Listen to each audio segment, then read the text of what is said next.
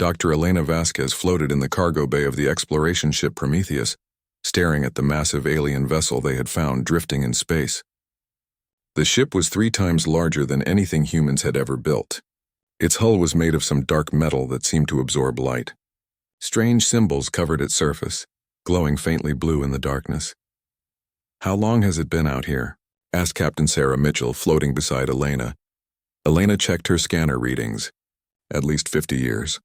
Maybe more. The power core is completely dead."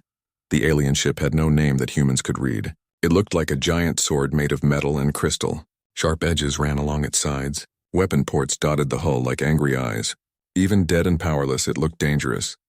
Elena's team had been exploring the outer edge of the solar system when they found it.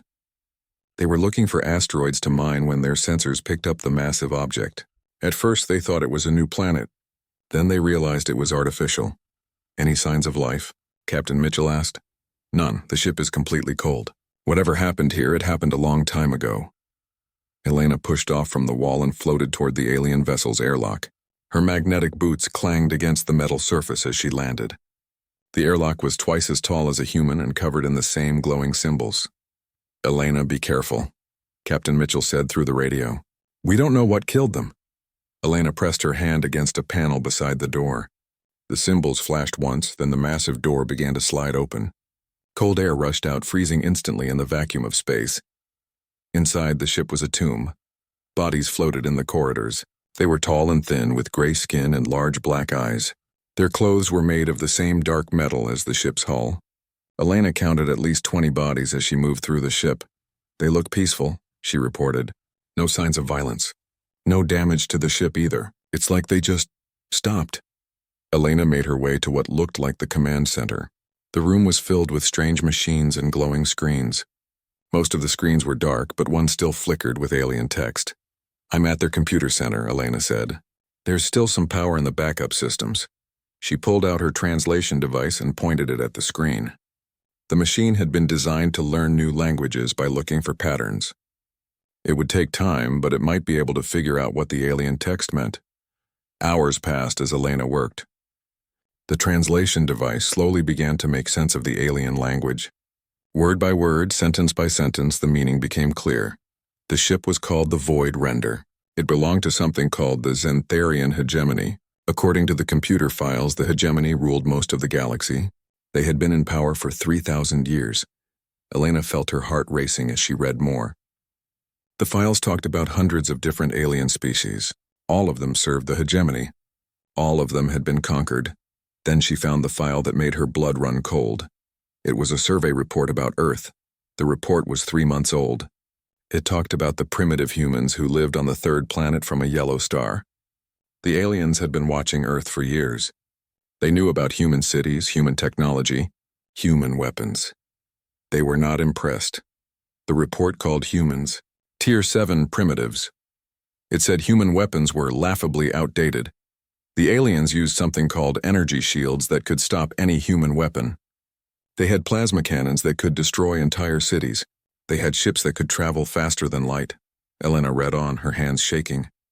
The report talked about how easy it would be to conquer Earth. One ship could probably do it. The humans used chemical explosives and metal. Projectiles. Such primitive weapons could never hurt a Xantharian vessel. The alien who wrote the report suggested that humans might not even be worth conquering. They were too primitive to be useful slaves. Their technology was thousands of years behind the rest of the galaxy. Elena found more files. Battle reports from other worlds the hegemony had conquered. Planet after planet had fallen to their energy weapons. Species that had fought with lasers and particle beams had been crushed easily. The Xantharian energy shields could stop any energy weapon. Their plasma cannons could destroy anything. But all of these conquered species had one thing in common. They all used energy-based weapons. Lasers, plasma, particle beams, ion cannons. Not one of them still used kinetic weapons like bullets or missiles. Elena realized something that made her smile despite the fear. The aliens thought kinetic weapons were primitive because they had forgotten how deadly they could be. Every species in the galaxy had moved beyond bullets and missiles. They all used energy weapons now, but humans were different. Humans still used kinetic weapons, and human kinetic weapons were very advanced. Elena thought about the Railgun project back on Earth. The military had been working on magnetic acceleration cannons for years. They could fire metal projectiles at incredible speeds. The latest prototype could accelerate a tungsten rod to 15% of light speed. The aliens had never seen anything like it. Elena quickly copied all the files she could find. The translation device worked faster now that it understood the alien language. She downloaded star maps, weapon specifications, shield frequencies, everything. Then she found the most important file of all. It was a message from the Xantharian High Council. They had decided to send a ship to Earth. Not a fleet, just one destroyer. They wanted to see if humans were worth keeping as slaves or if they should just be eliminated. The ship would arrive in 3 months.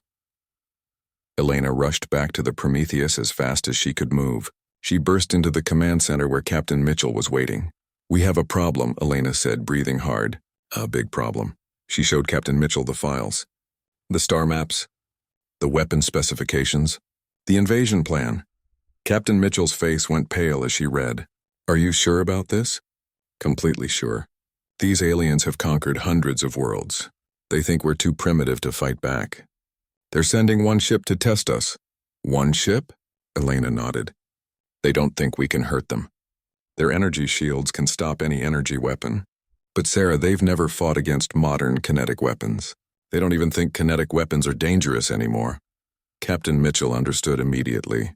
"The Railgun project." "Exactly. Dr. Chen's team has been working on that magnetic acceleration cannon for 2 years. If we can get it working in time, we might have a chance." Elena looked at the alien ship through the window. The void render floated silently in space, a tomb filled with the bodies of a crew that had thought themselves invincible. "They made one mistake," Elena said quietly. "They assumed that primitive means weak. They forgot that sometimes the old ways work better than the new ways." Captain Mitchell started the engines. "Let's get back to Earth. We have 3 months to prepare for a war we never knew was coming." As the Prometheus accelerated toward home, Elena kept studying the alien files. She learned about plasma cannons and particle shields. She read about energy frequencies and power outputs. She studied the weaknesses in Xantharian technology. But most importantly, she learned something the aliens had forgotten. Energy shields worked by dispersing heat and electromagnetic radiation. They were designed to stop energy weapons. They were not designed to stop solid objects moving at relativistic speeds. The aliens had forgotten the most basic law of physics. Mass times velocity equals force. And if you had enough velocity, even a small mass could deliver devastating force. Elena smiled as she worked. The aliens thought humans were primitive. They thought kinetic weapons were outdated. They were about to learn that sometimes primitive solutions are the most effective ones. The war for Earth was about to begin. And humanity's secret weapon was something the galaxy had forgotten how to fight. Elena began writing her report for Earth Command. She had 3 months to convince them to bet everything on a single shot from an untested weapon. 3 months to prepare for an enemy that had never lost a battle. 3 months to prove that humans were anything but primitive. 3 months had passed since Dr. Elena Vasquez brought the alien files back to Earth. The planet had been busy preparing for war, but not in the way most people expected. Captain James Chen stood on the observation deck of the orbital defense platform Iron Shield, watching technicians make final adjustments to humanity's newest weapon. The magnetic acceleration cannon, or railgun as everyone called it, looked nothing like the weapons in old movies. It was a simple metal tube 500 meters long, surrounded by massive superconducting coils. "Are you sure this will work?" asked General Martinez, the head of Earth Defense Force. Dr. Elena Vasquez checked her tablet for the 100th time that day. "The physics are solid. The tungsten rod will reach 15% of light speed. At that velocity, it will carry kinetic energy equal to a small nuclear weapon. But will it penetrate their shields?" Elena nodded confidently. "Their energy shields are designed to disperse heat and electromagnetic radiation. They work perfectly against plasma cannons and particle beams, but they can't stop solid matter. It's like trying to stop a bullet with a flashlight." General Martinez still looked worried. He had good reason to be worried. Earth had only one railgun. If it failed, humanity had no other weapons that could threaten the aliens. The past 3 months had been the busiest in human history. Every government on Earth had worked together to build the railgun. Scientists from every nation had contributed to the project. The fusion reactor that powered the weapon was built using technology from 12 different countries, but the aliens didn't know any of this. Captain Chen watched his sensors as something appeared at the edge of the solar system. It was exactly what Elena had predicted. One ship moving toward Earth at faster than light speed. Contact, Chen announced. Single vessel heading straight for us. The alien ship dropped out of faster than light travel near Jupiter. It was smaller than the dead ship Elena had found, but it still dwarfed any human vessel. The ship looked like a giant spear made of the same dark metal. Blue energy crackled along its hull. Open a channel, Chen ordered. The main screen flickered to life, showing the bridge of the alien ship. The creature sitting in the command chair was tall and thin like the dead aliens Elena had found. But this one was alive, and its large black eyes stared at the humans with obvious contempt. I am Admiral Kexthul of the Zintharian hegemony, the alien said. Its voice was translated by the computer systems Elena had built using the alien language files. You primitive humans will surrender immediately. Captain Chen had been practicing this conversation for weeks. He needed to keep the alien talking while the railgun charged up. The weapon needed 10 minutes to reach full power. I am Captain James Chen of the Earth Defense Force. What are your intentions? Admiral Kexthul laughed. It was an unpleasant sound, like metal scraping against metal. My intentions? I am here to evaluate whether your species is worth keeping as slaves. So far, I am not impressed. The alien ship moved closer to Earth. Chen could see weapon ports opening along its hull. Energy began to build up in the alien cannons. Your weapons cannot harm us, Admiral Kexthul continued. Our energy shields have protected Zintharian ships for 3,000 years. Your primitive projectile weapons are completely useless against them.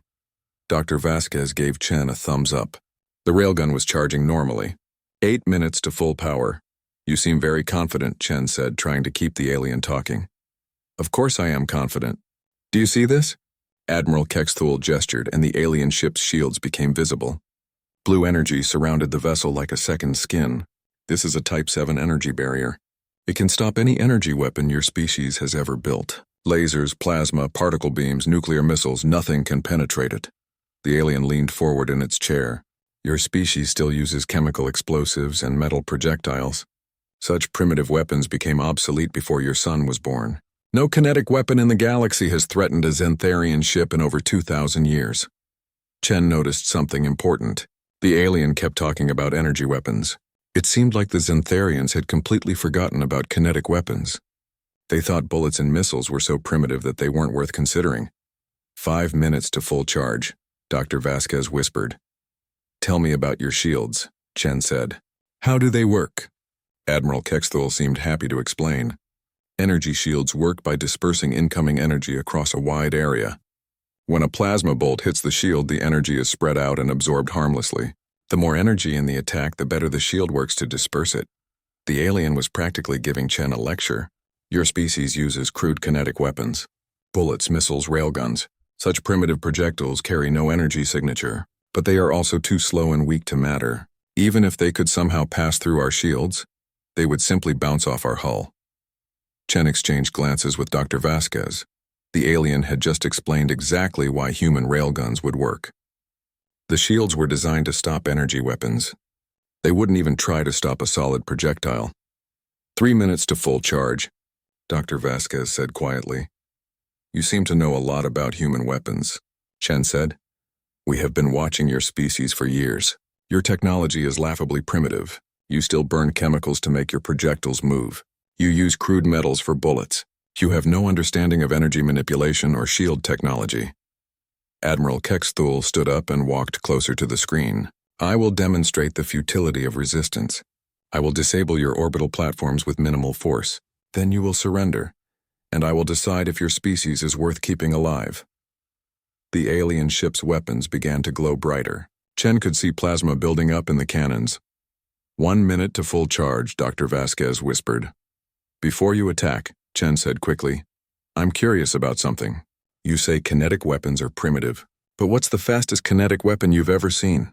Admiral Kexthul looked puzzled by the question. The fastest? Perhaps 1% of light speed. Some species used magnetic acceleration before they discovered energy weapons, but such slow projectiles are easily avoided or absorbed. 1% of light speed, Chen repeated. That is quite slow. Exactly. This is why kinetic weapons are obsolete. They are slow, weak, and predictable. Energy weapons travel at light speed and carry far more destructive power. Dr. Vasquez held up her hand. 5 fingers, 4, 3, 2, 1. Railgun fully charged and ready to fire, she announced.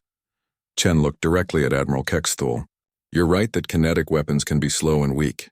But you made one assumption that might be wrong. What assumption? You assumed that all kinetic weapons are primitive. Chen gave the order that would change galactic history. Fire.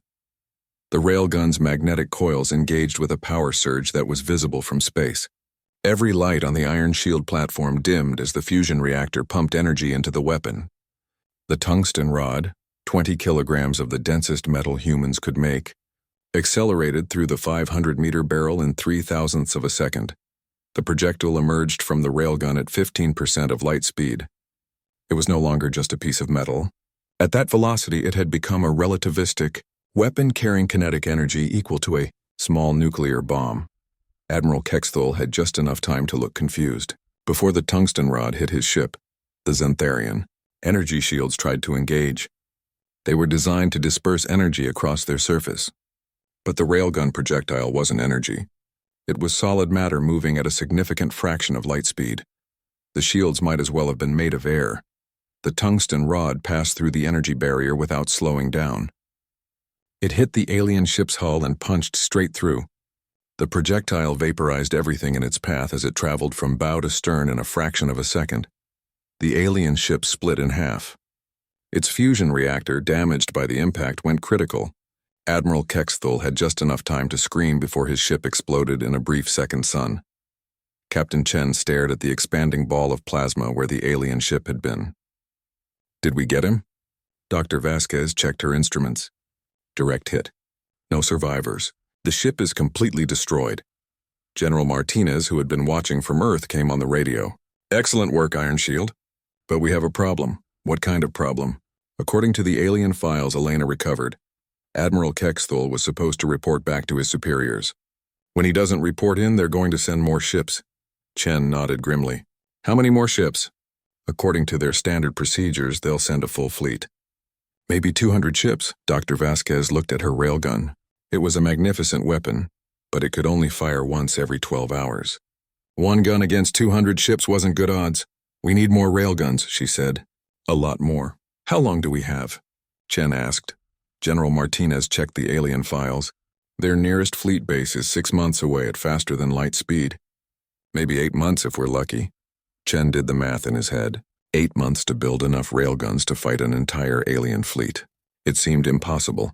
But then he remembered something Admiral Kexthul had said. The alien had claimed that no kinetic weapon in the galaxy had threatened a Xantharian ship in over 2,000 years. That meant every other species in the galaxy had forgotten how to build kinetic weapons. They all used energy weapons now. Energy weapons that couldn't penetrate Xantharian shields. Chen Sim Emperor Zethkar sat on his crystal throne in the heart of the Xantharian capital ship, staring at reports that made no sense. The massive vessel, larger than most cities, floated in the center of the hegemony's home system. Around it, thousands of other ships waited for orders. Explain this to me again, the Emperor said to Fleet Admiral Silex. His voice echoed through the throne room, filled with anger and confusion. Admiral Silex, a tall Xantharian with scars from 100 battles, looked uncomfortable. Your Majesty, the Void Render has been destroyed. Admiral Kexthul and his entire crew are dead. Destroyed by humans? Primitive humans? Yes, Your Majesty. The sensor data from the monitoring stations confirm it. The humans use some kind of kinetic weapon. Emperor Zethkar stood up from his throne. In 3,000 years of rule, no primitive species had ever destroyed a Xantharian ship. Energy shields made them invincible. Every species in the galaxy knew this. Kinetic weapons are obsolete, the Emperor said. No solid projectile can threaten our shields. That's what we thought, Your Majesty. But somehow the humans made it work. The Emperor walked to a massive window that showed the stars beyond. Each star represented worlds under Xantharian control. Billions of beings served the hegemony because they believed Xantharian ships could not be destroyed. If word spread that humans had found a way to penetrate energy shields. Has anyone else learned about this? The Emperor asked. Admiral Silex hesitated. We're not sure, Your Majesty. The humans have been broadcasting something across all known frequencies. Our translation computers are still working on it, but it appears to be technical specifications. Technical specifications for what? For building kinetic weapons, Your Majesty. Specifically, weapons that fire projectiles at very high speeds. Emperor Zethkar felt a chill run down his spine. How high? According to our analysis, the human weapon fired a projectile at 15% of light speed. At that velocity, a solid projectile would carry enormous kinetic energy. The Emperor did the math in his head. A 20-kilogram projectile at 15% of light speed would hit with the force of a nuclear weapon. No energy shield could disperse that much kinetic force. Shut down those broadcasts immediately, the Emperor ordered. We've tried, Your Majesty. The humans are using a distributed transmission system. They're broadcasting from hundreds of locations across their solar system. We would need to destroy their entire star system to stop the transmissions. Then do it. Send the Third Fleet. Destroy everything in the human system. Admiral Silex looked even more uncomfortable. Your Majesty, there's another problem. The broadcasts have been active for 6 hours. Long-range sensors are detecting unusual activity in several subject systems. Emperor Zethkar turned away from the window. What kind of activity? The Korthax Mining Consortium has stopped all mining operations. They're converting their industrial railguns to military specifications. The Veltar Republic has recalled all their ships to their home system. The Ethon Collective has gone completely silent. The Emperor understood immediately. The Korthax miners had the industrial equipment to build large railguns. The Veltar had the numbers to overwhelm Xantharian defenses. The Ethon were brilliant engineers who could improve on human designs. How long before they have working weapons? Unknown, Your Majesty. But the Korthax already have railguns. They just need to modify them to fire at higher velocities. Perhaps days, not months. Emperor Zethkar walked back to his throne, his mind racing. The hegemony's power was based on one simple fact. Energy shields made Xantharian ships invincible. Every species in the galaxy had accepted this truth for 3,000 years, but the humans had just proved it was a lie. Send orders to all fleet bases, the Emperor commanded. Maximum alert status. Recall all ships to defensive positions around critical systems. Yes, Your Majesty. What about the humans? Prepare the Third Fleet for immediate departure. 200 ships should be enough to sterilize their system before they can build more weapons. As Admiral Silex hurried away to carry out the orders, Emperor Zethkar remained on his throne, thinking about the implications. The humans had done more than destroy one ship. They had shattered the foundation of Xantharian power. For 3,000 years, the galaxy had believed that energy weapons were the pinnacle of military technology. Species that still used kinetic weapons were considered primitive and backward. The hegemony had encouraged this thinking because it made conquest easier, but the humans had never abandoned kinetic weapons. While other species moved to energy-based armaments, humans had continued to improve their railguns and mass drivers. They had turned primitive weapons into something terrifying. The Emperor's personal communicator chimed. It was High Counselor Vextai, calling from the Intelligence Center. Your Majesty, we've finished analyzing the human broadcasts. The situation is worse than we thought. How much worse? The humans aren't just sharing railgun technology. They're sharing detailed information about our ships, our shields, our weapons. They're telling every species in the galaxy exactly how to fight us. Emperor Zethkar felt his blood turn cold. How could they know so much about our technology? They found the Void Render, Your Majesty. The ship we lost 50 years ago in their outer system. They took everything from the computer cores.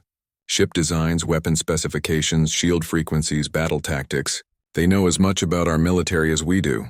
The Emperor closed his eyes. The Void Render had been a survey ship, sent to study the human system. When it failed to return, the hegemony had assumed it was destroyed by some natural disaster. No one had thought to search for it. There's more, Your Majesty. The humans have identified weaknesses in our energy shields that we didn't know existed. They're sharing this information with every species that will listen. What weaknesses? Energy shields work by dispersing electromagnetic energy across their surface. They're very effective against plasma cannons, particle beams, and laser weapons, but they can't stop solid matter moving at relativistic speeds. The faster the projectile, the more energy it carries and the more damage it does. Emperor Zethkar understood the terrible truth. Every energy shield in the hegemony fleet had the same weakness. They could stop energy weapons perfectly, but they were completely useless against fast-moving solid objects. How many species have received the human transmissions? All of them, Your Majesty. The humans used our own communication networks to spread the information. Every planet, every station, every ship in the galaxy has received detailed instructions for building kinetic weapons. The Emperor thought about the hundreds of species under Xantharian rule. The Korthax miners with their industrial equipment, the Veltar with their shipbuilding facilities, the Ethon with their engineering genius, the Thexmor with their manufacturing capabilities. Each species had been kept weak by limiting their access to energy weapons. But kinetic weapons were different. Any species with basic industrial capacity could build railguns. All they needed was metal, electricity, and magnetic coils. Your Majesty, High Counselor Vextai continued, we're receiving reports from across the galaxy. Mining stations are going dark. Factory worlds have stopped production. Transport ships are being converted to military vessels. How long before they have working weapons? Some already do. The Korthax fired their first military railgun 20 minutes ago. They destroyed an unmanned Xantharian patrol craft to test the weapon's effectiveness. The projectile penetrated the energy shield and split the ship in half. Emperor Zethkar stood up abruptly. Summon the High Council. Emergency session now. As alarms began to sound throughout the capital ship, the Emperor stared out at the stars again. Each point of light represented a world that might soon be in rebellion. 3,000 years of conquest could be undone in a matter of days. The humans had done something no species had ever accomplished. They had given hope to the hopeless. They had armed the defenseless. They had shown every enslaved race in the galaxy that their oppressors could be defeated. High Counselor Vextai appeared beside the throne. Your Majesty, we're receiving a transmission from the human system. It's directed specifically at you. Put it through. The main screen showed a human woman in military uniform. The Emperor recognized her from intelligence reports. Dr. Elena Vasquez, the human who had discovered the Void Render. Emperor Zethkar, she said, her voice calm and confident. My name is Dr. Elena Vasquez of the Earth Defense Force. I'm the one who found your lost ship. I'm the one who learned your secrets. The Emperor said nothing, but his hands gripped the arms of his throne. You've ruled the galaxy for 3,000 years by convincing everyone that your ships were invincible. But we've just proved that's not true. Your energy shields can't stop kinetic weapons, and now everyone knows it. Dr. Vasquez smiled, and the Emperor saw something in her eyes that terrified him. It was the look of someone who had already won. You have a choice, Emperor. You can try to maintain your empire through force, or you can accept that the age of Xantharian rule is over. Either way, the galaxy is about to change forever. The transmission ended, leaving Emperor. 2 weeks had passed since Dr. Elena Vasquez broadcast the railgun specifications across the galaxy. The response had been faster and more dramatic than anyone on Earth had expected. Captain James Chen stood in the command center of the Iron Shield platform, watching sensor displays that showed activity across dozens of star systems. Each dot of light represented a species that was building weapons based on human designs. Report from the Korthax system, announced Lieutenant Park from the communication station. They've completed modification of their main mining railgun. Test firing achieved 17% of light speed. Dr. Vasquez looked up from her workstation, impressed. 17%? That's faster than our prototype. The Korthax have been using industrial railguns for centuries, Chen replied. They just needed to figure out how to make them into weapons. Another communication came in. Message from the Veltar Republic. They've launched their first attack against a Xantharian patrol fleet. 3 enemy ships destroyed, no losses. Chen allowed himself a small smile. The Veltar had been enslaved by the hegemony for 500 years. Now they were finally fighting back. What's the status on our own defenses? Chen asked. Dr. Vasquez checked her tablet. We have 12 railgun platforms operational around Earth. Another 8 will be ready within the week. The lunar base has 6 more guns, and the Mars colony just brought their first weapon online. That's not going to be enough, Chen said grimly.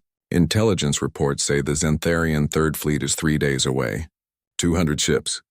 But we're not fighting alone anymore, Dr. Vasquez pointed out. Half the galaxy is in rebellion. The Xantharians are having to spread their forces thin to deal with uprisings everywhere. She was right.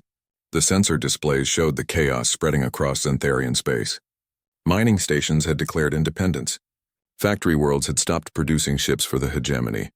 Transport vessels were being converted into improvised warships. Incoming transmission from the Ethan Collective, Lieutenant Park announced. The main screen showed an Ethon engineer, a creature that looked like a cross between a spider and an octopus. The Ethan were known throughout the galaxy for their brilliant engineering minds.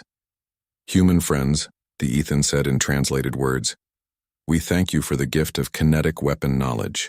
We have improved your design. Would you like to see? Dr. Vasquez leaned forward with interest. Show us. The screen changed to show an Ethon space station. A railgun was mounted on one side, but it was unlike anything humans had built. The barrel was twisted in a spiral pattern, and strange crystalline structures surrounded the magnetic coils.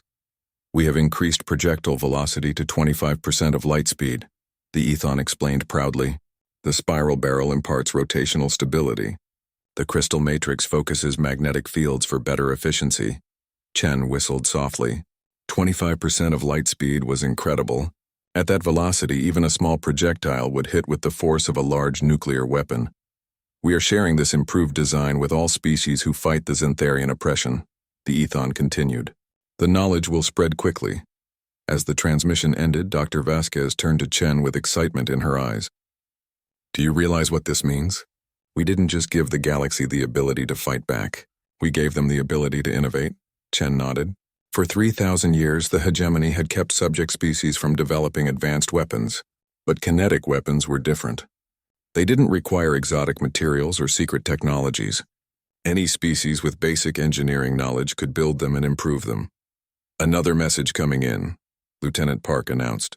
It's from the Thexmore Industrial Consortium.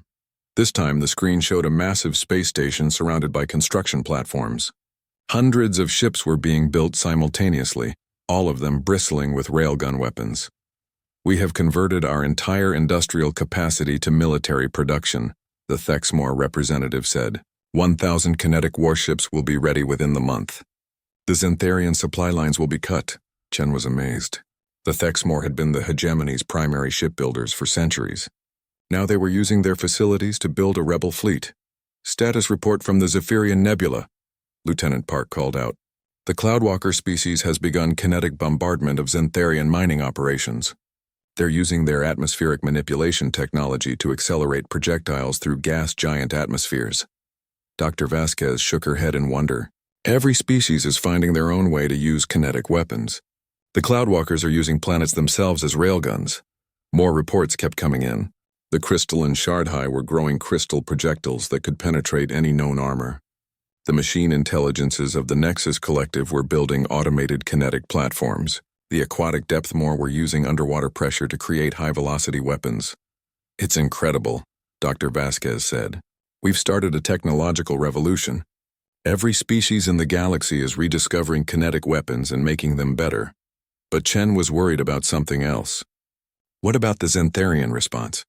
They can't just be sitting there, watching their empire collapse. His question was answered a few minutes later when long-range sensors detected a massive energy signature approaching the solar system. Contact, announced the sensor operator. Multiple ships dropping out of faster-than-light travel at the system's edge. Count as 200 vessels. It's the third fleet. Chen felt his heart rate increase. This was what they had been preparing for. The final test of human kinetic weapons against a full Xantharian fleet. All railgun platforms to battle stations, he ordered. Prepare for engagement. The Xantharian fleet arranged itself in a classic attack formation. The ships looked like massive spears made of dark metal and crystal. Energy crackled along their hulls as weapon systems powered up. Incoming transmission from the lead ship, Lieutenant Park announced. The screen showed the bridge of a Xantharian command vessel. The alien sitting in the captain's chair was larger than the others Chen had seen, with additional scarring and decorations that suggested high rank. I am Fleet Admiral Silex of the Third Fleet, the alien announced. You humans have caused enough trouble. Surrender now and your deaths will be quick. Chen stood up straight, projecting confidence he didn't entirely feel. I am Captain James Chen of the Earth Defense Force. We will not surrender. Admiral Silex laughed, the same unpleasant metallic sound Chen remembered from Admiral Kexthul. You destroyed one of our ships through luck and surprise. But the Third Fleet is prepared for your primitive kinetic weapons. We have reinforced our energy shields and added additional armor. Plating? Chen exchanged glances with Dr. Vasquez. The aliens still didn't understand how railguns worked. Your energy shields won't help you, Chen said. We shall see. All ships prepare to engage. Show these primitives the power of the Xantharian hegemony. The alien fleet began to advance toward Earth. Energy weapons powered up along their hulls. Plasma cannons and particle beams ready to fire. But Captain Chen was no longer worried about the Xantharian fleet. He was watching something else on his sensors. Energy signatures appearing throughout the solar system as ships dropped out of faster-than-light travel. Sir, the sensor operator said with excitement in his voice. We have new contacts. Lots of them. Chen smiled as he recognized the ship designs. Korthak's mining vessels converted to warships, Feltar Republic destroyers bristling with railguns. Ethan engineering ships mounting their improved kinetic cannons. Thexmore industrial vessels carrying dozens of weapons. It's the cavalry, Dr. Vasquez said softly. More ships kept appearing. Species that hadn't been seen in space for centuries. Now flying ships armed with human-inspired kinetic weapons. The rebellion had come to Earth's defense.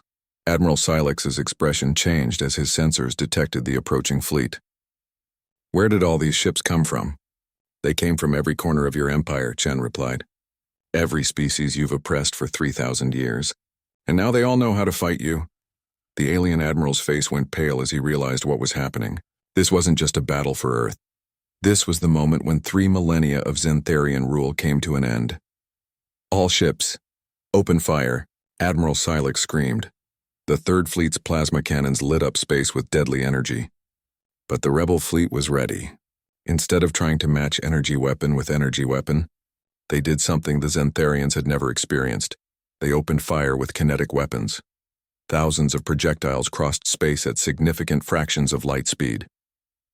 Tungsten rods, crystal spears, metal slugs, even chunks of asteroid accelerated to relativistic velocities. The Xantharian energy shields tried to engage, but they were useless against solid matter moving so fast. The first wave of kinetic projectiles tore through the Third Fleet like bullets through paper. Ships that had seemed invincible were split in half by fast-moving metal.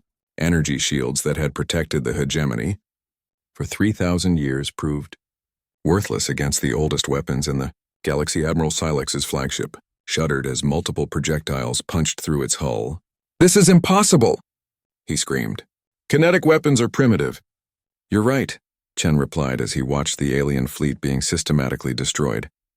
"They are primitive. That's why they work." The battle lasted less than 10 minutes. When it was over, the Third Fleet was nothing but expanding clouds of plasma and debris. Emperor Zethkar stood in the ruins of his throne room, staring at reports that confirmed his worst fears. Half the galaxy was in open rebellion. Xantharian fleets were being destroyed faster than he could deploy them. 3,000 years of rule were collapsing in a matter of weeks.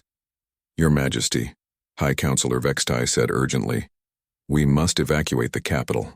Rebel forces are only 6 hours away." The Emperor looked at the tactical display showing enemy ships approaching from 3 directions. Korthak's mining vessels, Veltar destroyers, Ethon engineering ships, and dozens of other species, all armed with kinetic weapons that could tear through Xantharian shields like they didn't exist. "How many ships do we have left?" the Emperor asked. "Fewer than 50 in the home system, Your Majesty. Most of our fleets have been destroyed or have surrendered to avoid annihilation." 50 ships. The hegemony had once commanded over 10,000 vessels. Now they were reduced to a handful of survivors hiding behind the most powerful space station in the galaxy. "What about the World Killer?" the Emperor asked. High Counselor Vextai hesitated. The World Killer was the hegemony's ultimate weapon, a moon-sized battle station capable of destroying entire planets. It had been built as a last resort, something so terrible that no species would dare rebel against Xantharian rule. "The World Killer is operational, Your Majesty, but using it would mean destroying billions of civilians. The galaxy would never forgive us." "The galaxy already doesn't forgive us," the Emperor replied bitterly. "Every species we've conquered is trying to kill us. Mercy is no longer an option." The Emperor walked to what remained of his crystal throne, now cracked and broken from a recent kinetic bombardment of the capital station. He had inherited an empire that spanned the galaxy. Now he was about to lose it all because of one primitive species that had never learned to abandon kinetic weapons. "Activate the World Killer," he commanded. "Target the human home system. If we're going to fall, we'll take them with us." High Counselor Vextai looked horrified. Your Majesty, that would be genocide. The humans have done nothing but share knowledge. They haven't committed any atrocities. They've done something worse, the Emperor snarled. They've given hope to our enemies. They've shown the galaxy that we can be defeated. For that, they must all die. As alarms began to sound throughout the capital station, the Emperor made his way to the World Killer's command center. The massive weapon was a technological marvel, capable of cracking planets like eggs. Its energy cannons could strip away atmospheres. Its kinetic impactors could shatter continents. But as the Emperor entered the command center, he found his officers looking confused and worried. What's the delay? He demanded. Your Majesty, the weapons officer said nervously. We're detecting some kind of interference with the World Killer systems. The targeting computers are malfunctioning. Explain. Something is jamming our sensors. We can't get a lock on the human system. Every time we try to target Earth, the coordinates shift. Emperor Zethkar felt a chill of fear. Who could do such a thing? His question was answered when the main screen flickered to life, showing a familiar human face. Dr. Elena Vasquez appeared, but she wasn't alone. Standing beside her were representatives of dozens of species, former slaves of the hegemony who had joined the rebellion. Emperor Zethkar, Dr. Vasquez said calmly. I know you're trying to target Earth with your superweapon. I'm here to tell you why that won't work. The Emperor stared at the screen in rage. How are you jamming our systems? We're not jamming anything. We're inside your systems. Dr. Vasquez gestured to one of the aliens beside her, a member of the Cybernetic Nexus Collective. The Nexus has been improving your computer networks for centuries. They know your systems better than you do. The Nexus representative spoke in a voice that sounded like electronic music. We have been waiting for this moment for 800 years. Every computer system in the hegemony has hidden code that we can activate when necessary. Emperor Zethkar realized the horrible truth. The Nexus Collective had been building backdoors into Zentharian technology for centuries. They had been planning this rebellion long before humans ever appeared. You can't stop the World Killer forever, the Emperor said desperately. We don't need to stop it, Dr. Vasquez replied. We just need to delay it long enough. Long enough for what? Dr. Vasquez smiled, and the Emperor saw that same terrible confidence he had seen in her first transmission. Long enough for our fleet to arrive. The Emperor turned to look at his tactical displays. What he saw made his heart stop. Thousands of ships were dropping out of faster-than-light travel around the World Killer, ships from every species in the galaxy, all armed with kinetic weapons based on human designs. But these weren't the crude railguns that had started the rebellion. These were advanced kinetic weapons that had been improved and refined by dozens of different species. Ethan spiral barrel cannons, Korthax industrial accelerators, Vexmore mass drivers, Cloudwalker atmospheric launchers. You see, Emperor, Dr. Vasquez continued, you made one critical mistake. You assumed that sharing knowledge would make us weaker. But knowledge shared becomes knowledge multiplied. More ships kept appearing. Species the Emperor had never seen before, races that had been hiding in the galaxy's outer regions, now joining the fight against Zentharian oppression. Every species in this fleet has improved on our original railgun design, Dr. Vasquez explained.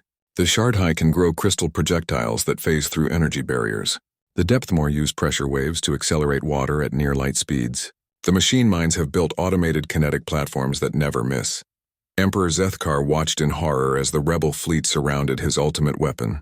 The World Killer was massive and heavily armored, but it had been designed to fight energy weapons. Its shields were useless against kinetic attacks. Surrender now, Dr. Vasquez said, and we might let you live. The Emperor looked around his command center. His officers were staring at him, waiting for orders. Some looked afraid. Others looked defeated. A few looked like they were ready to surrender. Never, the Emperor snarled.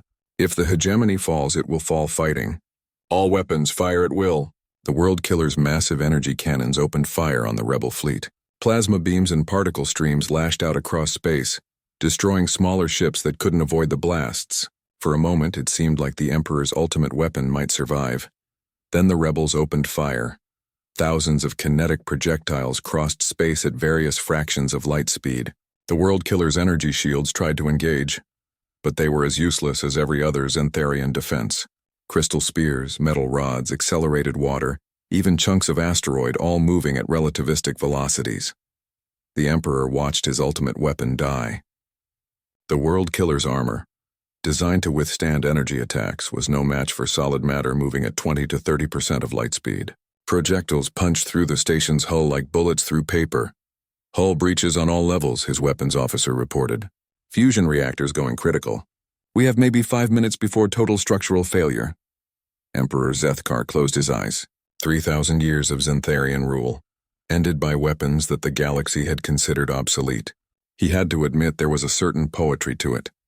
Your Majesty, High Counselor Vextai said urgently, we need to evacuate. The escape pods are ready. The Emperor opened his eyes and looked at the tactical display one more time. The rebel fleet was holding position, not firing on the escape pods. They were giving his crew a chance to live. Go, he said quietly. Save who you can. What about you, Your Majesty? Emperor Zethkar looked at his broken throne room, his destroyed fleet, his dying superweapon. A captain goes down with his ship. An emperor dies with his empire. As his officers evacuated, the Emperor remained in the command center, watching the rebels secure their victory. On the main screen, Dr. Vasquez was coordinating the rescue of Zentharian survivors. Even in victory, the humans showed mercy.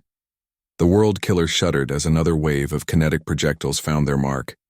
The massive station began to break apart, its structure no longer able to withstand the damage. Emperor Zethkar thought about the irony of his situation. The hegemony had fallen because they had forgotten the most basic principle of warfare. The best weapon is the one your enemy can't defend against. Energy shields could stop energy weapons. But they couldn't stop a chunk of metal moving fast enough. The humans had remembered something the galaxy had forgotten. Sometimes the oldest solutions are the most effective ones. As the command center filled with emergency lighting and alarms, Emperor Zethkar activated his personal communicator one last time. He sent a message to every Zentharian survivor in the galaxy. This is Emperor Zethkar, last ruler of the hegemony. Our empire has fallen, but our people may yet live. The rebels show mercy to those who surrender. Take it, learn from our defeat. The age of energy weapons is over. The age of kinetic warfare has begun. The World Killer's main reactor went critical. Emperor Zethkar had just enough time to see the rebel fleet moving away to a safe distance before the explosion vaporized everything within 1,000 kilometers.